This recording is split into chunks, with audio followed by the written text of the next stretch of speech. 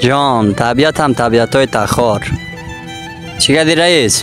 چی کنیم شاهزاده؟ نداری یگان گفتنی؟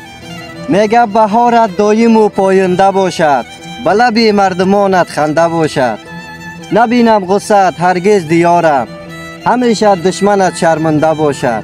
تخارم دیارم. جانم هستی رئیس.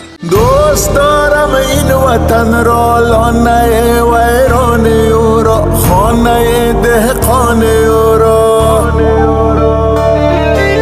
در بری آزاد کوهستان صدای های های چوپان او را، بهمن و توفان او را، غرش و اسیان او را.